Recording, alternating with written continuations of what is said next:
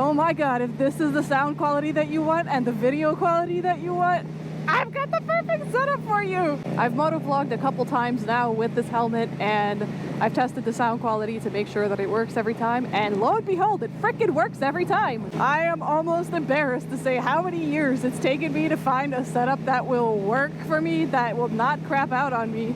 I'm gonna have different chapters to this video, so if you want to scroll around and figure out what part you're interested in, you can go ahead and do that. But I'm going to be talking about everything, including the helmets, including the camera, including the microphone, including the mount, including literally everything.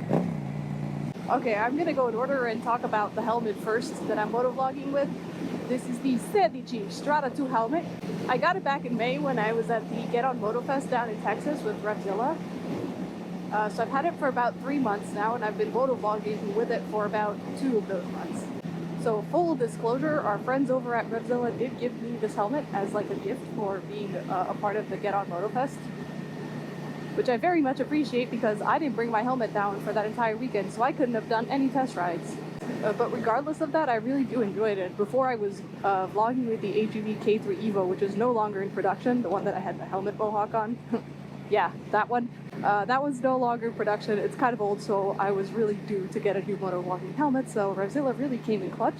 In terms of the Strada 2, I'm wearing an extra small, and this is the carbon fiber version of it. They have 2 carbon fiber versions of it, a matte one and a gloss one. I have the gloss one.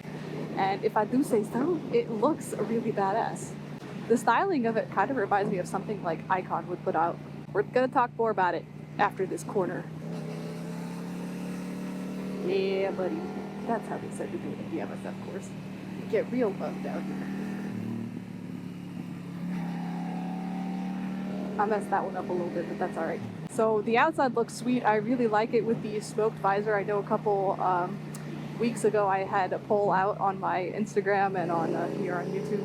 I asked you guys to decide if the smoked visor or the mirrored visor looked better with it, and in the end I think the majority of you said go with the smoked visor. On the inside, this helmet actually feels really premium. Oh yeah. Scrub those tires, Lali. Oh no, I scared the burbies. Oh, there's so many. They're so pretty.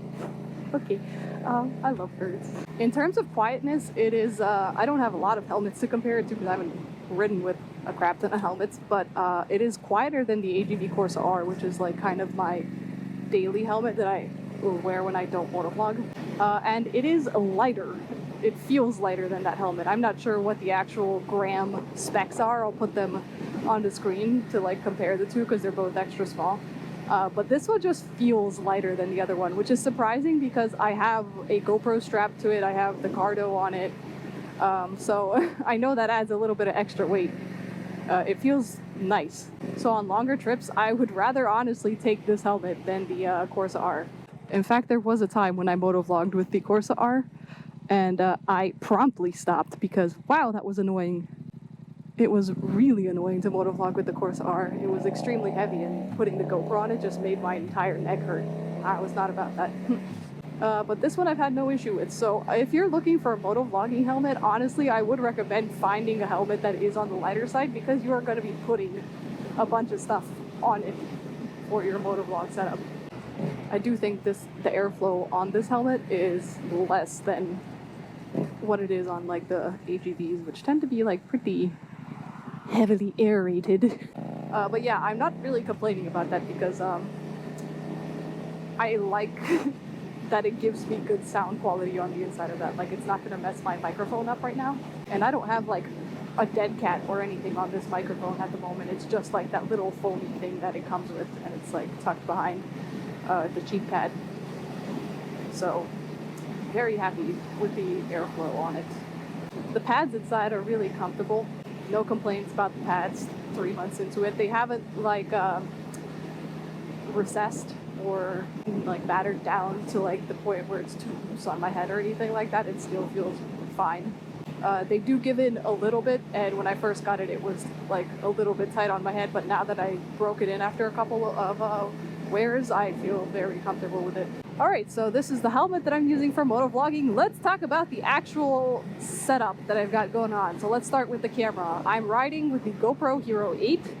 with the media mod that GoPro sells for it.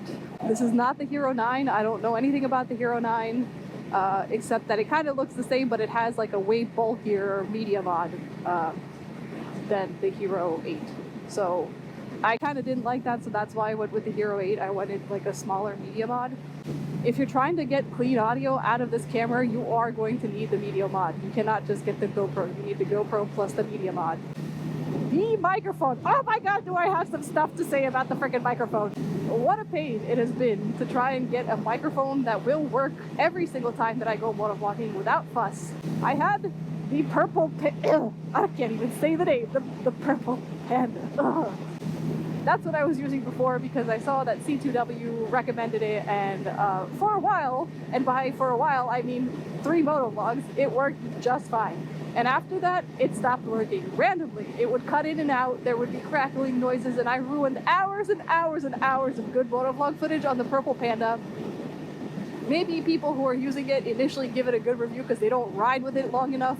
And initially, that's also what I thought. Like, I got it and I was gonna do a review on it, and I gave it like a stellar review. I just said that you needed a different microphone adapter with it because the flimsy one that it comes with didn't work.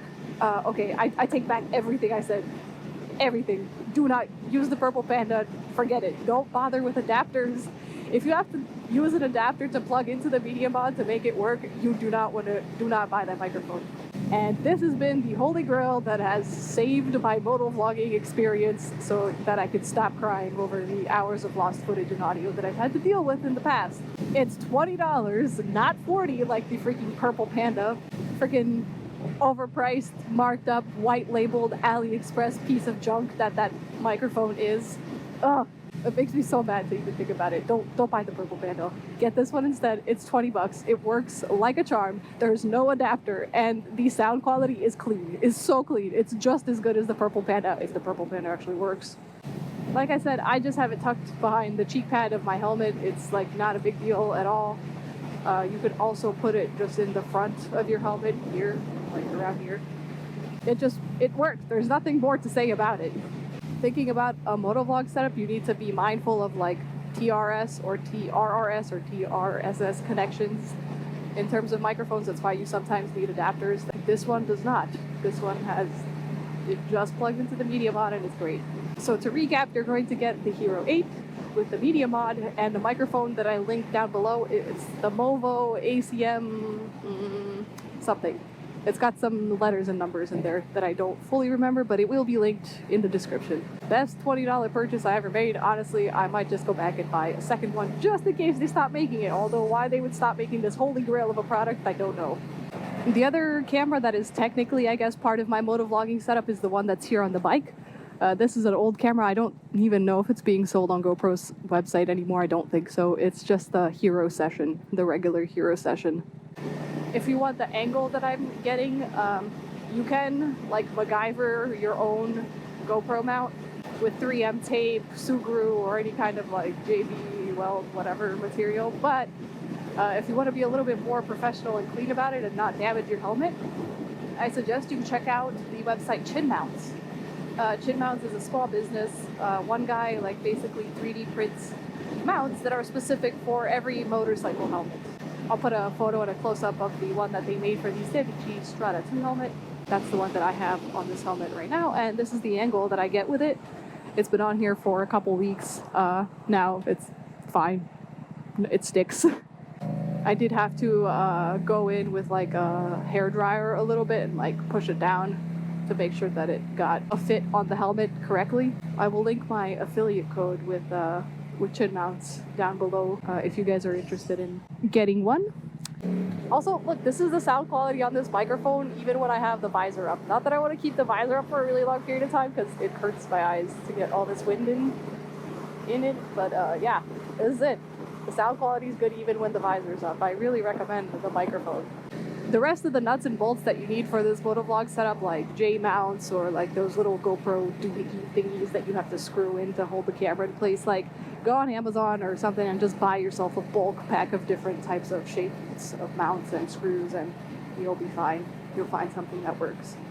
yeah, but that's literally it. I'm so happy that I finally found a motovlog setup that works, that I have a helmet that's not falling apart anymore to motovlog with.